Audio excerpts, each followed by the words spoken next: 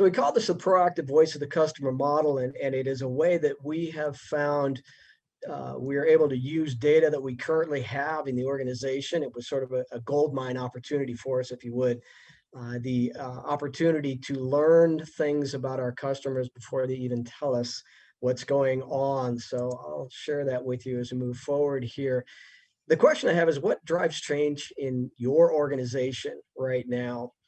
I can tell you that when I came on board here nearly 10 years ago now, I had come out of 20 plus years in the private sector, and of course the drivers for change there are that you change as you need to, or you're not going to have customers and you won't stay around very long. For us, it wasn't really that way because, as most governments, we operated on a spending model rather than an earnings model.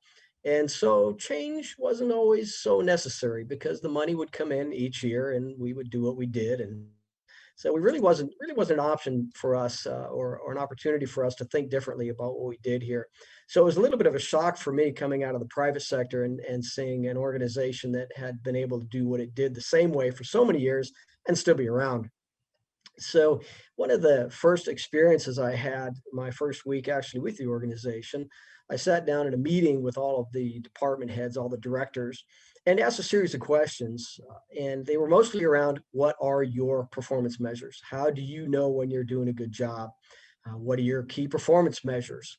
And as I asked the questions, there were a lot of blank looks in the audience, and they didn't seem to get where I was going with that. So I actually called out the utilities director and asked him specifically, what is the one thing you need to know about your business to operate effectively every single day? And he said, without hesitation, overtime. I thought, overtime. Well, that's kind of an interesting key performance indicator. Can you tell me why overtime is that important to you? He said, well, that tells me whether or not I'm within my budget. So that in and of itself should tell you a little bit about where the organization was at that time. The county administrator determined who would get what money. They got the money and they were told to just go do their job. So anybody who went over budget, of course, was in big trouble. So obviously overtime was something very important to them. So we continued the conversation a little bit because what I realized at that point in time is that this was a very reactive organization. They would fix things as they broke, and it would be based on whatever input was happening at the time. So in this case, it was as I asked him, I said, "What specifically causes you to have overtime?" He said, "Well, most of the time it's because we have emergency call outs, particularly nights, weekends, holidays, and that costs a lot of money. That is where my overtime comes in." I said, "All right, well, that's reasonable. I get that. So how would you solve that problem?" He said, "Well, I can't." I said, "Well, let me ask you, um, do you know specifically why they're called out?" He said, "Yeah, it's mostly because of leaks or breaks, and it usually happens at the worst time, weekends, nights, holidays, as I said earlier." I said, "Well, okay. Is there a possibility that you could do a heat map of where over the last 3 to 5 years your leaks and your breaks have been happening?" He said, "Sure. Yeah, we got the software to do that. Absolutely. We could do that."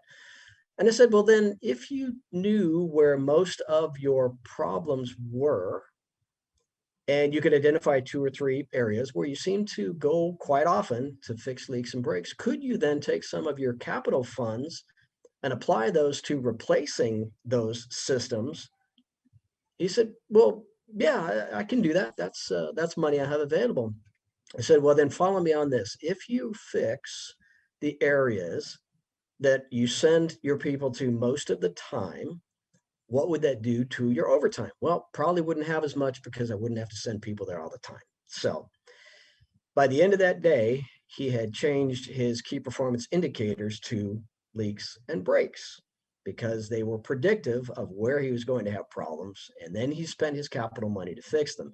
So it was a revelation for us because we realized as we looked at this organization overall, if we could shift from a completely reactive posture to a proactive posture by identifying customer issues before they got to the surface and created big problems, we could probably do a pretty nice job of being effective and efficient in our solutions, spending money the right ways, and then of course being more nimble as an organization. But it would all come down to, do we have the data? Do we know how to look at it? So that's sort of jumping ahead, because as we go back, this is a situation that we were in as an organization. Once upon a time, we could throw money at the solutions. There was plenty coming in, and we generally just did that. When something was wrong, we throw money at it. Then all of a sudden, there wasn't so much money available anymore. We had a 30% drop in our taxable value during the big recession, and that hurt us badly and forced us pretty much into a corner where we didn't have a choice but to change. The current model was not sustainable, and we had to start doing things differently. It reminds me that Winston Churchill, at the end of World War II, when he was addressing his cabinet and he was facing the task of trying to rebuild England, he told his cabinet, he said, "Gentlemen, we are out of money. So now we have to think."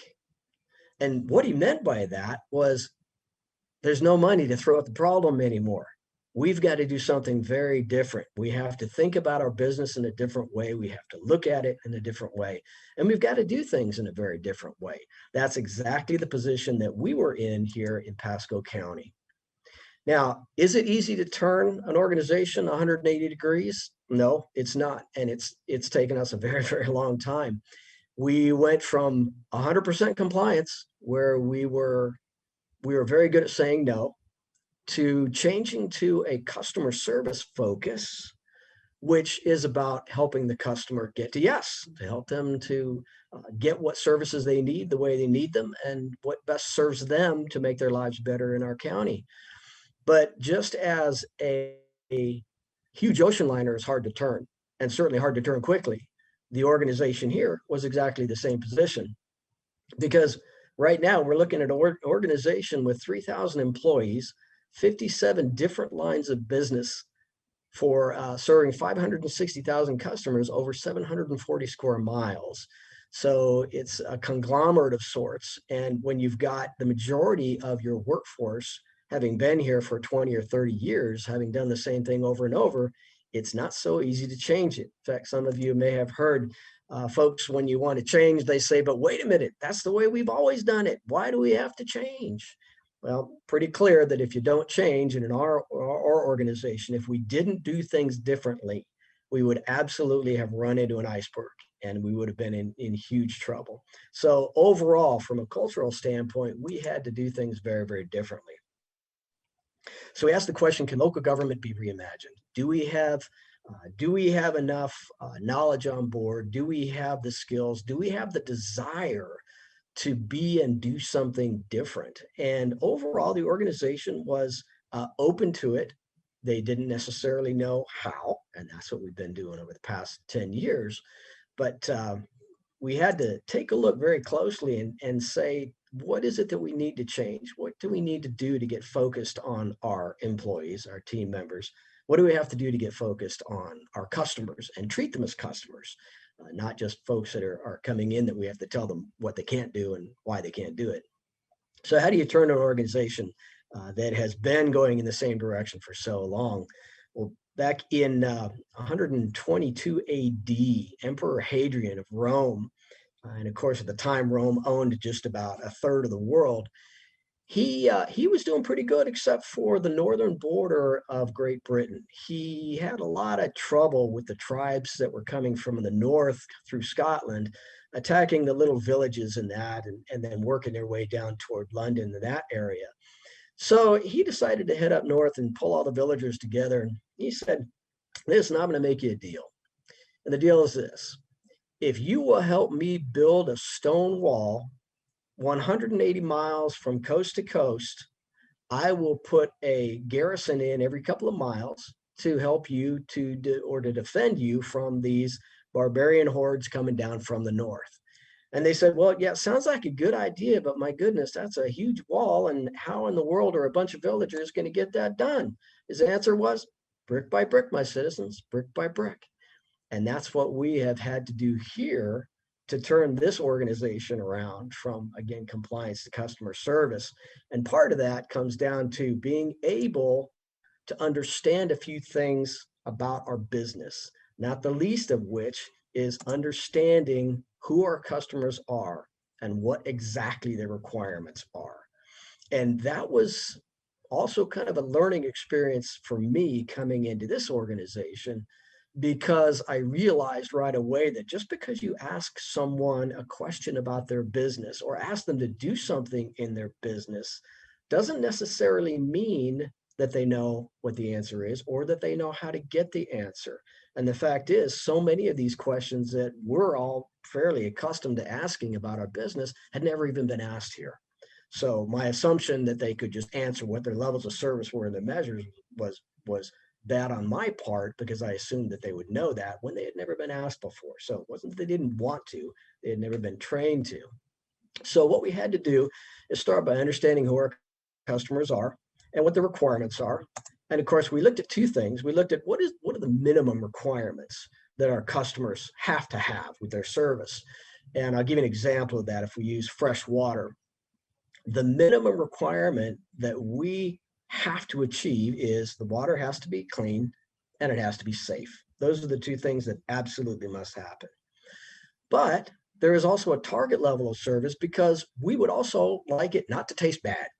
So the difference between what the minimum is and the target is what we create our performance goals around. So if there is an area that they're not achieving the minimum, that becomes the performance goal. If they're achieving the minimum and they want to hit the target, that becomes the performance goal there to bridge that gap. So we've tied this all together. One of the things I remember even in the private sector is how difficult it was to have conversations with people around goals, because they generally thought it was something added on top of what they're already doing. It's just going to be more work. It's going to stretch me in a direction I don't want to go because it's not part of what I do on a daily basis. So what we looked at is, how do you build goals into what they're already being held accountable for doing? And that's what we did here with this particular piece. And then, of course, identifying what body of work has to be done to achieve the goals that are there. And of course, we have a very robust strategic plan. We're revising it right now for 2022. And all of our business plans and everything filter underneath that and roll up from their measure standpoint. And of course, the other thing we had to flip in this organization is, prior, there were no business plans, there was no strategic plan, there were no measures. It was, here's your budget and just go do it, and we're going to look at actuals at the end of the quarter and the end of the year. Now we build the business case around the work that has to be done and then apply the budget to that. So here's the work that we have to do to achieve the strategic plan. Here's how we're going to do that annually in our business plan. And then here's the way we want to fund that. So we right-sized the model to help, again, people own their own business. And measuring is a huge part of what we do. We have process measures, we have KPIs around all the strategies in the strategic plan, and then most importantly, we have outcome measures for each goal. One of the processes of learning here was really looking at three different types of measures. One, inputs and outputs, which everybody has. How many potholes did we fill? How many animals did we adopt? And then the next level up is, how well did we do it? So those are quality measures. We have those in place now. But most importantly, we know how much we did and how well we did it, but is anybody better off because we did? That's the outcome question. Difficult to answer, but that's where we are in the organization now, being able to understand our true impact on the community. So when we get back to this whole idea of voice of the customer, one of the only way that we could see to really get our arms around a proactive approach was to find more data and information that we could mine, analyze, determine trends, identify potential issues proactively or before they actually started. When most of what we had was lagging indicators or data that was already after an event had occurred or was after we went and fixed something. So we had to do a shift on that. So looking at the organization, we actually found a gold mine. And it was just amazing to this revelation. We have a customer service division that is the entrance to the organization. And on any given month, they handle an average of 15,000 incoming phone calls, 5,000 customers that walk into the two main buildings that we have. We have buildings across the county, but the two main ones. They handle over 3,000 chats on their website, and we get about 150 written comment cards a month. That's a lot of information. And all of these inputs or data points are coded with the reason for the contact. So for the 15,000 phone calls, there are 15,000 data points that tell us what that phone call was about. In addition to that, our media relations and communications folks, we've got over 20,000 social media followers. We've got 100 media inquiries per month. Another way for us to look at information and data. What are people asking about? What are they interested in? What is it that is trending? What is rising to the surface? So with that in hand, we realized if we had a way to analyze this data quickly and then apply solutions to whatever proactively was going on, we'd have a better chance of improving customer service and the customer experience even before anything bubbled up to where it was a customer complaint or customer problem. So that's where the proactive voice of the customer model came in. And again, this is something that over time we had to perfect because there were some bumps in the road. There's some difficulties in some of the data analysis, but in the past 3 years, we've been able to do that. So I'll give you an idea what we started with. We started by comparing the various functions we had across the organization and determining what level of input or what value they could add to our ability to either analyze the data that we had from the customers or provide a solution based on what we analyzed the data was telling us. So here's the grouping that we did. We took our customer service group, which of course they would catalog citizens' concerns, frequently asked questions. They would be able to trend the data over time. We had our performance development group. This is our performance development analysts. They can determine root cause. They can identify solutions. There are process improvement experts. We have a couple of Six Sigma black belts on board in that group. So very good at understanding what the data is telling us. Then we have our media relations group, and these folks have gotten amazing in the area of pushing out positive content, telling our story. That was another revelation for us here is as we started to get better as a county and as an operation and in our ability to produce good services to our customers, we wanted to tell our story more. And it's interesting how the more you push good news out about what you're doing, how it's impacting lives positively, if you do goof up along the way, you have a lot more forgiveness because the majority of what you're pushing out is good stuff rather than the typical where government gets slapped around because of doing something that was wrong or something that was misunderstood. So this becomes an education piece too. Then the fourth component, we brought our training and development folks into this particular model. There again, their job, improving skills, educating staff, making improvements based on the skills and so forth required, and producing solutions. All of this then became the core of this proactive voice of the customer model. So let's talk a little bit about how this actually works and what it does. We'll start with a true scenario, and this is from our animal services group, wonderful group. They just won 2 national awards here recently. They seem to do that every year, so they're top decile in performance, really an amazing group. The particular program was their adoption program, and this was about 1.5 years ago. And here's the scenario. The data coming in indicates that the number of questions around the animal adoption process increased by 25% in 1 month. There wasn't any obvious reason why that increase happened. We weren't putting any promotions on. There wasn't any particular advertising at the time. It was business as usual, but with these numbers spiked, the customer service manager flagged it and plugged this into the proactive voice of the customer model. So then our performance development analyst jumped in, did a deeper dive, and revealed that on the surface, and they were able to do this very quickly, there were one of 3 things that was going wrong here. Either one, the process for adopting an animal had not been clearly communicated. That was one option. Or 2, the process itself wasn't working.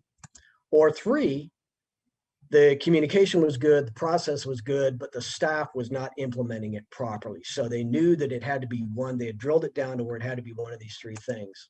So if that was the case, there would be an immediate solution for any one of those based on the grouping in there of those four functions. If in fact the process for adopting the animal was not clearly communicated, then our communications team would jump in. They would analyze the messaging. They'd look at the website, social media signage. They'd look at all of the process from a customer perspective and determine whether or not communication was clear. If it was not, in this case, then they would change it as they needed to. If it was a second option where the process itself wasn't working, then the performance development team would do a map, analyze, and improve to determine where that process was breaking down and then be able to fix it and redeploy it. If it was the third option where the folks in animal services just weren't doing the process correctly, then the training and development team would come in with their solutions. They would retrain, they'd make sure that there was support materials, whatever was necessary, so the process was done right. Now, in this example, the reality was that it was the process that was breaking down. And so process improvements resulted in a huge amount of time saved. And that, of course, then equaled the increase in the adoption rate. So there again, the idea being, no matter what the problem was, the data pointed us to one of three issues. When we determined which one it was, we were able, through this model and the joining of these particular functions, to deploy that solution very, very quickly before it ever became a problem. And I will tell you the difference in that is that probably 8-9 years ago, the animal services department was literally on fire. They were under siege from everybody. It was really, really bad. They were animal rights groups were all over them. Even some of our own commissioners were all over them. And when we went in initially and started doing rapid improvement events, started to smooth that water out. And over time, they have continued to get better and better and better to where they're top decile right now. But the difference is, at that point, we were 100% reactive. It had to be on fire before we saw the smoke and did anything. This scenario here, we saw based on the data that something wasn't right before it became a complaint, before it was in the papers, before it became any kind of an issue. So that's the difference here between the proactive and the reactive. So we feel like this is a major tool that has helped us to turn the ship. And if any of you have seen in fact, most of you probably have seen the movie Titanic. I haven't seen it yet, so don't tell me how it ends. But in the movie itself, if you recall, there's a scene where they're showing the two lookouts in the crow's nest right up front, forward. And as soon as they see the iceberg, they immediately call down to the bridge. And the officer on duty at that time does everything he possibly can to turn the ship. He does everything right. He could not have done another thing. He ordered to have the wheel turned hard over to one side. He had one engine ahead all full, the other all back full, and he did everything right. He was doing absolutely everything he could to turn that ship, but the ship was just barely moving a little bit at a time. And unfortunately, in that case, it was too late because it was reactive. So the proactive approach there would have been to turn the ship well ahead of where the icebergs were, which meant they had to be slower, they had to pay more attention to icebergs, they had to be smarter about what they were doing with that big ship. Now, I'm happy to tell you that although we have a ways to go here in this county, we've come a very long way, and we have so far been able to avoid all the icebergs. And some of the results, tangible results, because again, we measure everything. We have been doing the National Community Survey since 2009. So we have quite a bit of data around that, just showing you a little bit of the year over year. And actually what I'll show you now is just some of the metrics from last year to this year, having deployed these models. Quality of life, judged by our citizens, is up by 12% over last year. So there's kind of a lag. A lot of times when you do a survey, it's a lag of a year or two from when you're doing something to impact their lives to where they actually feel it and then they take the survey and you record it. So this shows that we've been at this for about 3 years successfully, and now the numbers are starting to jump and double digit. We love that. Also, value of services for taxes paid up 7%. This is part of the governance. This is what when we present this, we tell our board of county commissioners, this is your report card. This is the citizens telling you that you're making good decisions here. You own the strategic plan, you make the policy decisions, we make them work. So this is a feather in their cap. The quality of information services also jump in double digits, and that comes from not just emergencies, because yes, here in Florida, we're very well versed in how to communicate things like hurricanes, to prepare people, to give them resources when it's happening, and then to help them recover afterwards. But we do this on a continual basis, literally hundreds of press releases out, hundreds of communications to the media to tell our story. Most of them they take and air exactly the way we do that, and that's often in video format as well. So taking advantage of all the technologies we can. Animal services, since we use that example, I figured I'd show you that. So the data supports the fact that where we're headed with this is making a difference in people's lives, and that's really what we're here for. Our mission, that's how we cover it. So it's been very successful for us. We believe that we'll continue to learn more about this and this particular model. I think the big lesson we learned is that this is one tool that we've been able to take what we already have existing, these data sources. We didn't have to spend a ton of money on new software. We didn't have to do a lot of reorganizing. We didn't have to create new departments and things like that. These are things that we had in front of us all the time, but really didn't take advantage of them and use them. So the listening mechanisms have worked really well. So that is my presentation. And I don't know if there are any questions that you might have for me.